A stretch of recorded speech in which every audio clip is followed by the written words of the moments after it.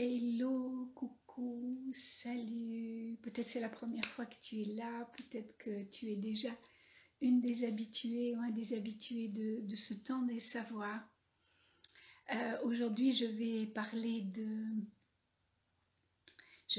l'abondance. Et c'est un thème particulier parce que je l'ai pensé la semaine dernière. Et hello, hello. Je l'ai pensé la semaine dernière.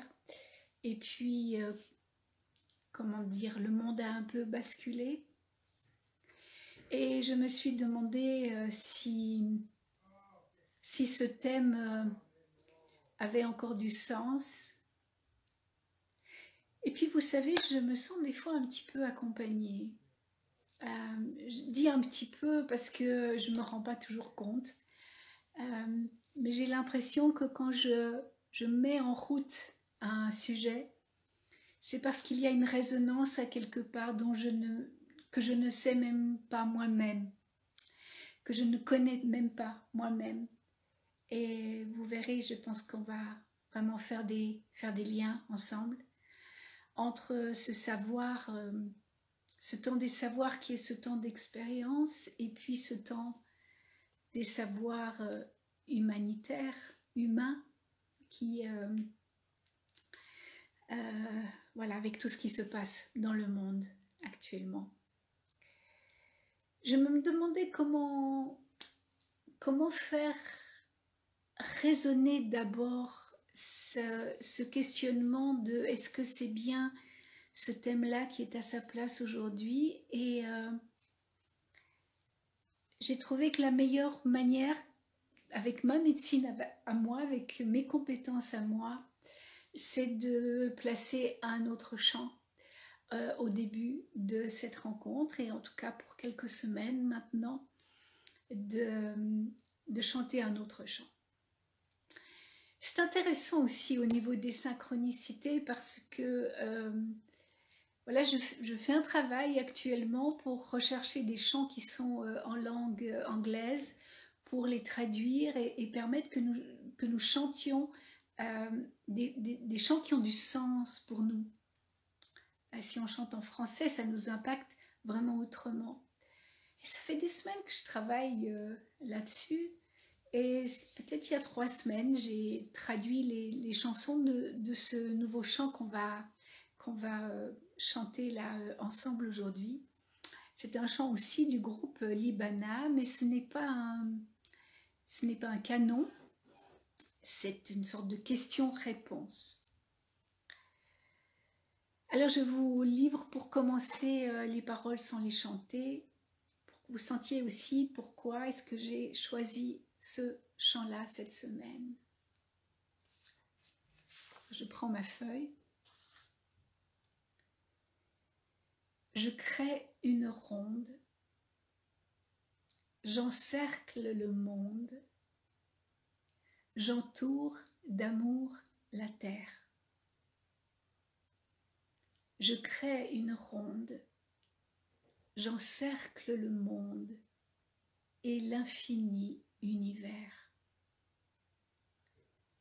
Mes ailes de paix repoussent l'injustice, mes ailes de paix aux forces créatrices. Mes ailes de paix repoussent l'injustice, mes ailes de paix aux forces créatrices. Voilà, je vous propose qu'on le chante ensemble et que vous ayez vraiment le sentiment d'entourer de vos bras, de votre énergie avec de grandes ailes comme ça le monde et la souffrance actuelle. Et faisons-le avec joie, faisons-le avec sérénité. Je pense que c'est ce qui est important. Donc ça, c'est notre ouverture pour aujourd'hui. Bienvenue à celle qui arrive là maintenant. Je crée une ronde, j'encercle le monde, j'entoure d'amour la terre. Je crée une ronde, j'encercle le monde et l'infini univers. Je crée une ronde, j'encercle le monde, j'entoure d'amour la terre. Je crée une ronde, j'encercle le monde et l'infini univers.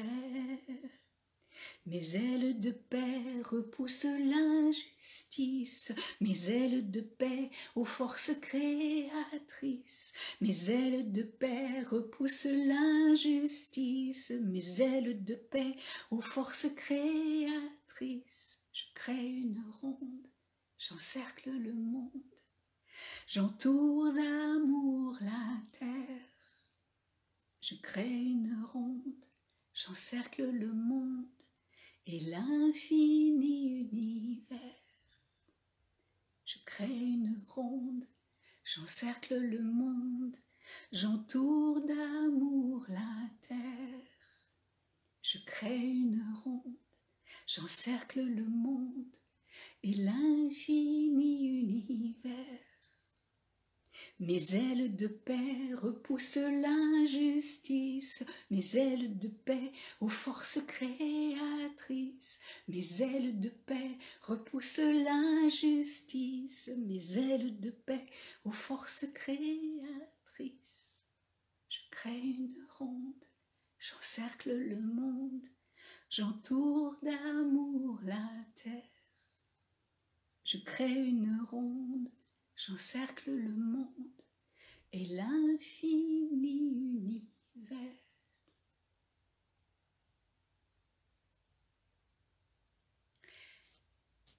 C'est une chanson d'une tradition Sioux, Arapao, Sioux, que le groupe libanais a déjà traduit en anglais. Et donc voici là, donc la traduction française. On la reprendra pendant ces semaines qui viennent, je crois qu'on en aura encore besoin.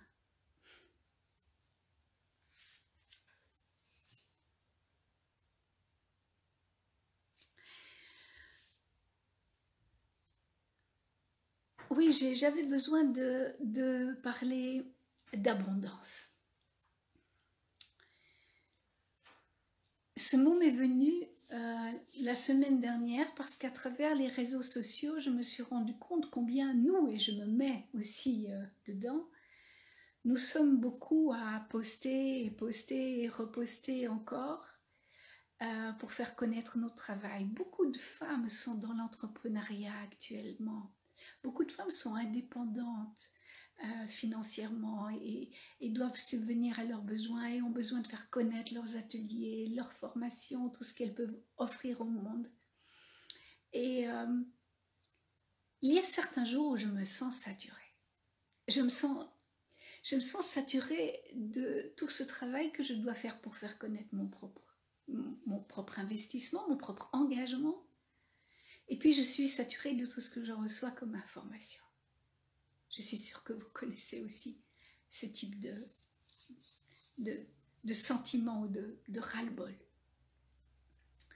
Depuis plusieurs années, on nous parle beaucoup d'abondance. Je pense que, enfin pour moi, dans mes représentations, j'ai l'impression que c'est venu au moment où on a beaucoup parlé du secret.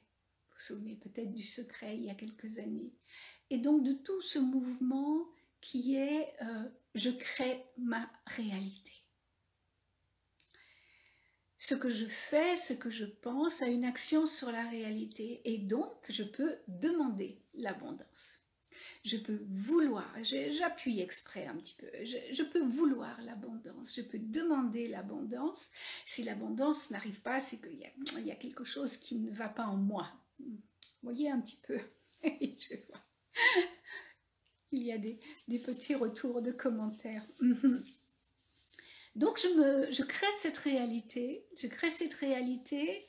en plus avec une forme de culpabilité qui est peut-être que j'ai réussi, peut-être pas autant qu'il faudrait. Et puis finalement, qu'est-ce que c'est que cette abondance? Et je me dis, mais attends, on est dans une société qui est déjà dans la décroissance. On est vers une recherche d'essentialité. Et en fait, dans ce mouvement de faire connaître à tout va, tout ce qu'on fait, on est dans un plus, plus, plus. Et il y a quelque chose voilà, qui me chiffonne, vous voyez? Il y a quelque chose qui me chiffonne et qui a à voir avec cette notion de savoir, de nos partages qu'on a chaque semaine, qui est de questionner ce qui est à travers notre expérience et à travers ces réflexions, rester libre intérieurement. Rester libre intérieurement, c'est très important pour moi de rester libre intérieurement. Donc, il y a cette notion de plus, plus, plus. Et je me demande si ce plus, plus, plus, c'est du mieux. Je me demande si plus, plus, plus égale mieux. Et où est ce mieux? Alors, tout d'abord, je vais juste vous proposer comme ça une petite chose toute simple à faire. Vous imaginez une phrase que vous copiez sur votre ordinateur, sur une page Word, et puis vous copiez-collez, vous copiez-collez, vous copiez-collez, vous copiez-collez, vous copiez-collez, vous copiez-collez, et vous avez une page. Vous avez une page A4, une page pleine d'une seule phrase. Waouh! Une page d'écriture. Moi qui suis auteur, je sais ce que c'est d'aligner des mots, de chercher des mots, de savourer des mots, d'effacer, de reprendre, de goûter, de chercher le mot exact, de revenir, de relire, de sentir si ça fait quelque chose. Et là, ce que je vous proposais, c'était simplement de reproduire, de faire un copier-coller, de reproduire. Vous avez une certaine quantité de mots. Vous avez peut-être une certaine quantité d'une seule idée. Mais est-ce que c'est mieux parce que ça fait toute une page que si vous aviez seulement écrit la phrase primordiale? Dans mon livre du réveil des gardiennes de la Terre, je parle à un moment donné de ne pas reproduire, de rester dans,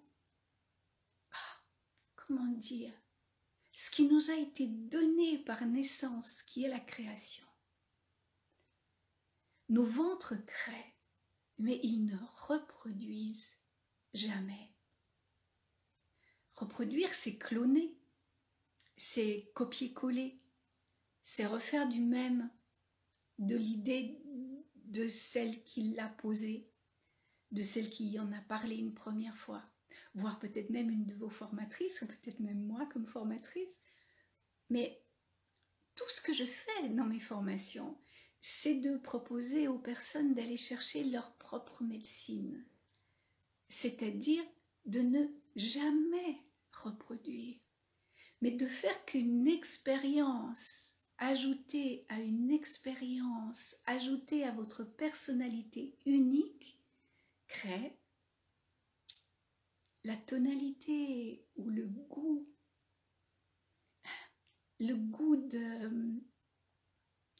de votre unicité, de qui vous êtes. Et alors les gens vont venir vers vous. Mais dans cette abondance, dans ce plus, plus, plus, il y a quelque chose de stérile. Alors bien sûr, résonne chez moi aujourd'hui quand je vous dis ça, l'arrogance de l'abondance, l'arrogance du plus, plus, plus. Et vous voyez sûrement de quoi je veux parler. L'arrogance de vouloir toujours plus que ce qu'on a. Or le vivant, oui Véronique, le vivant crée toujours du nouveau, même si la souche peut être, le germe peut être identique, mais ce que vous en faites, et je pense que c'est notre liberté d'être humain, ce que vous en faites est complètement unique. Et là, il faut être sécure à l'intérieur. C'est là, je pense, où ça rejoint notre temps des savoirs, c'est-à-dire cette sécurité intérieure qui est si c'est pas le gourou autre chose qui l'a dit, mais si je remâche ces mots-là et que je le dis avec mes mots à moi, avec mon expérience à moi, ça aura tout autant d'impact. Peut-être même plus, parce que, mais qu'est-ce que vont faire les gens avec ce plus? Qu'est-ce que vont faire les gens avec tout ce copier-coller, avec tous ces ateliers qui se ressemblent, qui portent les mêmes noms, qui proposent la même chose? Est-ce qu'on peut juste aller chercher quelque chose de spécifique, de créatif, même si cela prend un petit peu plus de temps? Oui, le temps a de l'importance. Oui, et c'est pas si simple de prendre le temps, mais je pense que c'est important de prendre le temps de ce retour à soi. On va voir pourquoi tout à l'heure encore. Et merci d'être là. Merci de vos mots. C'est usant de reproduire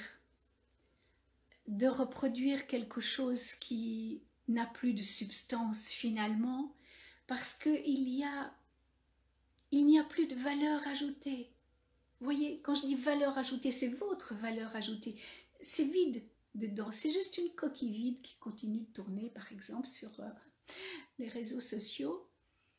Mais il n'y a plus votre essence à l'intérieur. Donc, voilà, réfléchissons peut-être quelques instants. Vous savez, on a toujours un temps où je partage quelque chose et puis ensuite, je vous laisse quelques instants en silence ou en tout cas en réflexion autour de cette notion de croissance,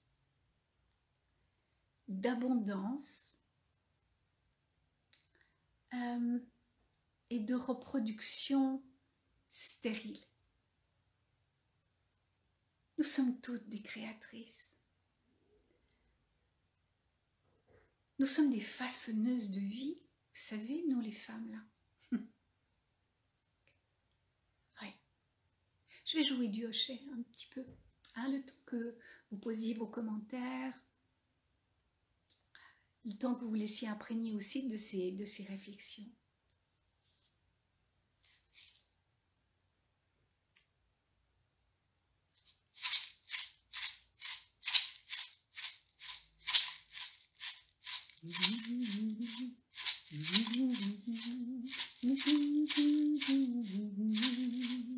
Il y a beaucoup d'abondance dans le recevoir et il y a beaucoup d'abondance dans le donner.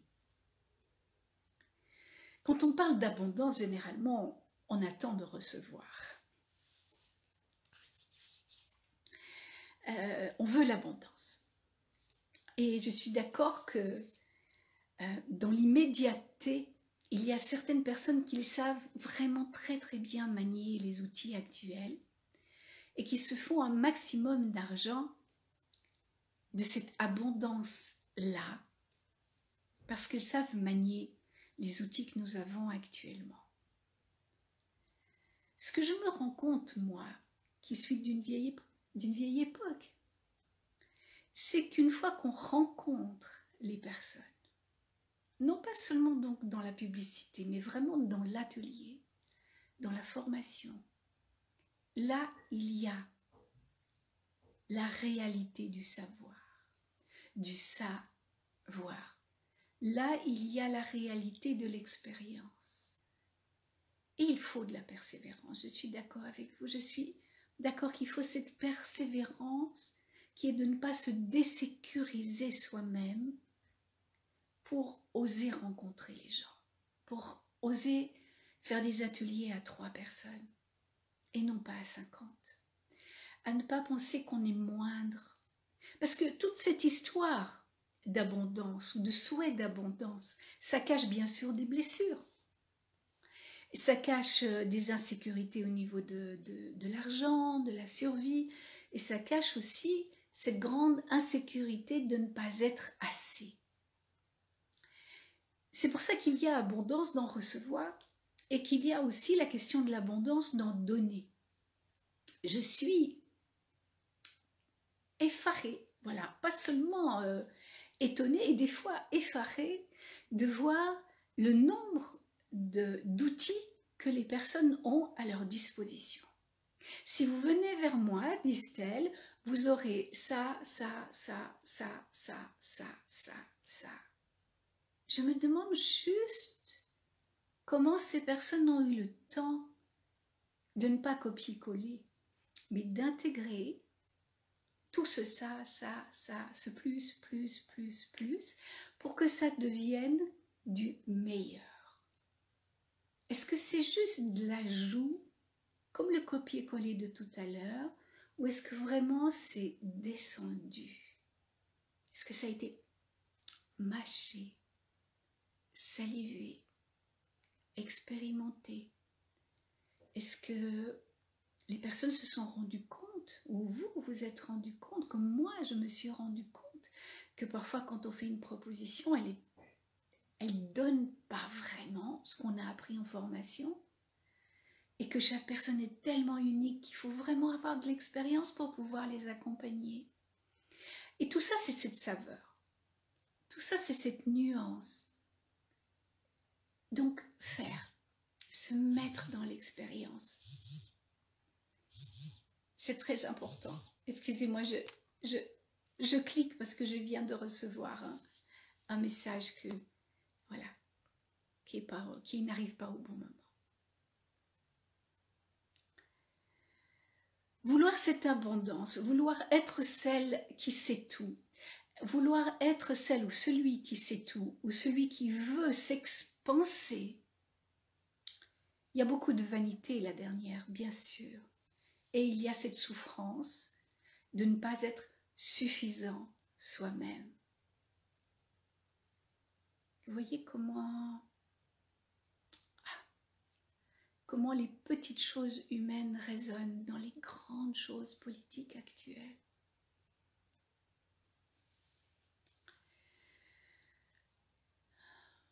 Lorsqu'on veut absolument de l'abondance, on est comme projeté en avant. C'est comme si on regardait toujours en haut le zénith et qu'on voudrait absolument l'atteindre. Vous voyez comme geste. C'est un geste que la nature connaît bien. C'est un geste qui commence ses jours. Quelque chose qui tend vers le soleil, qui tend vers le grandiose.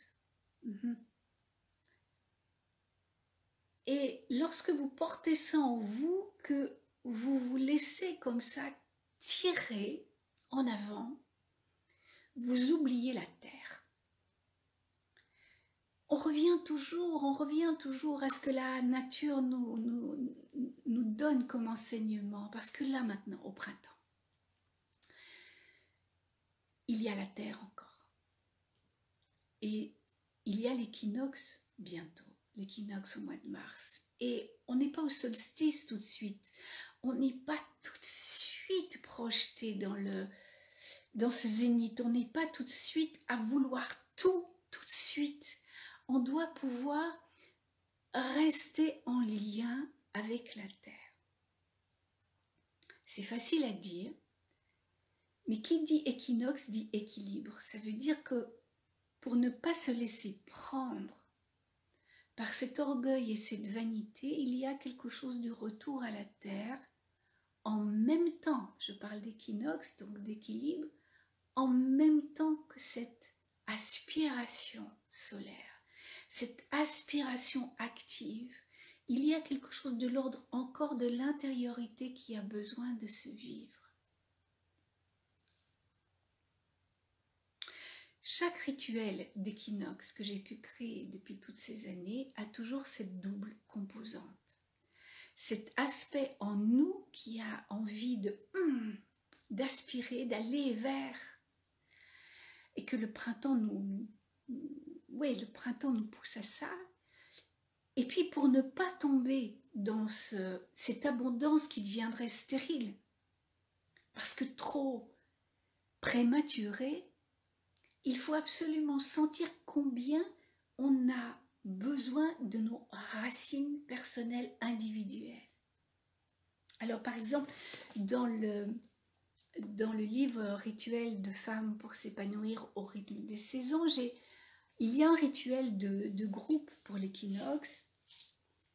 Et ce rituel, c'est un groupe de femmes qui marchent dans un certain sens.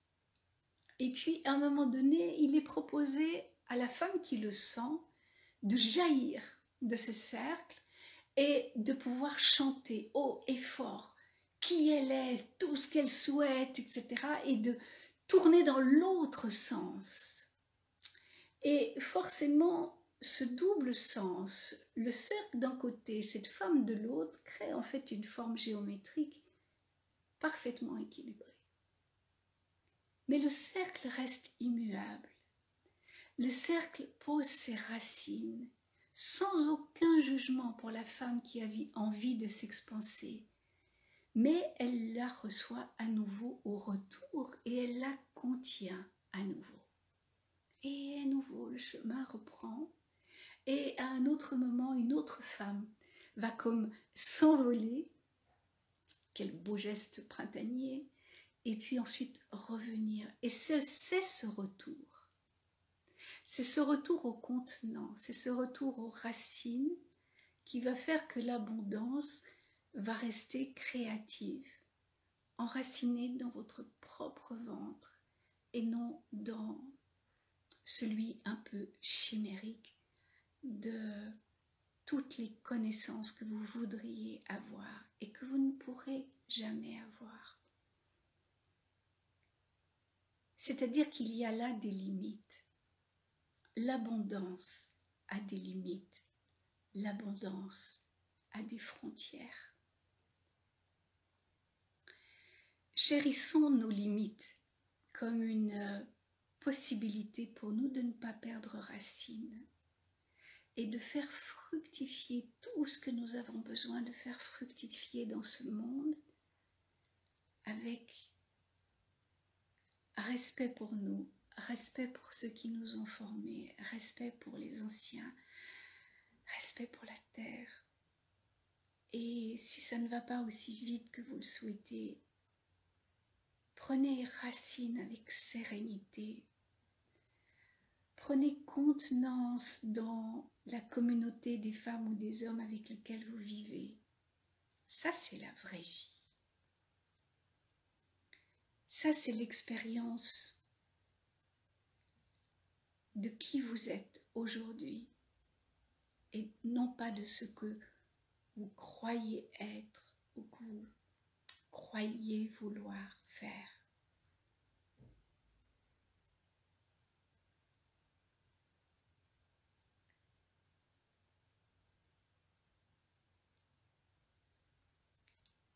J'espère que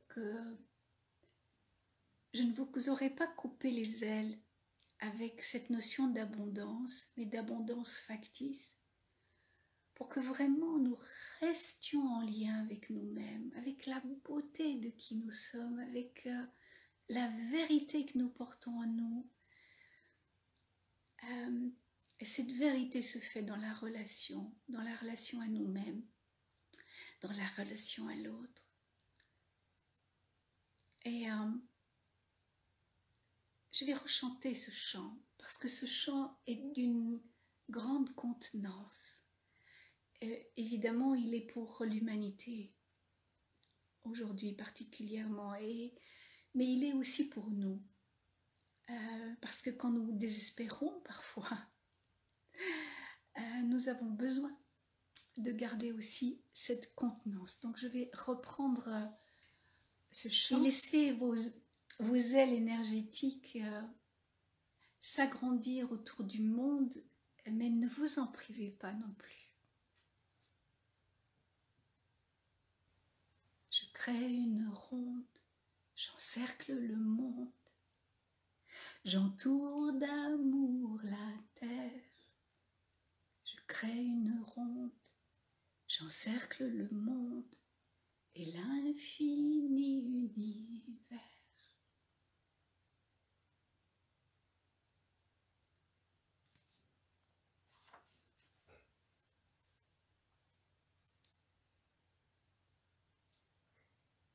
comme chaque fois, je vais laisser un petit temps pour vos commentaires. Et rappelez-vous que vous pouvez me donner aussi sur vos commentaires sur YouTube ou ici sur Instagram ou bien sur ma page Facebook. Vous pouvez me laisser aussi les idées de thèmes que vous avez envie d'aborder avec moi. Vous savez que je vais toujours faire référence à la nature.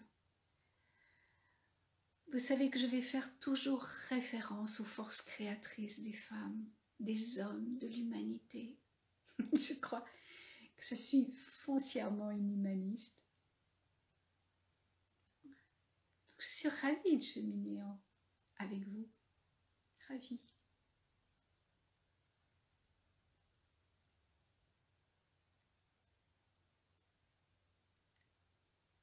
Je vous souhaite une toute belle semaine.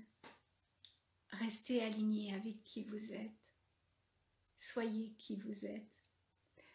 Et puis on se retrouve mercredi prochain avec un autre thème et un autre horaire aussi, parce que vous savez bien, je n'aime pas les choses figées. Je vous embrasse. Je t'en ferai présent quand aucune pluie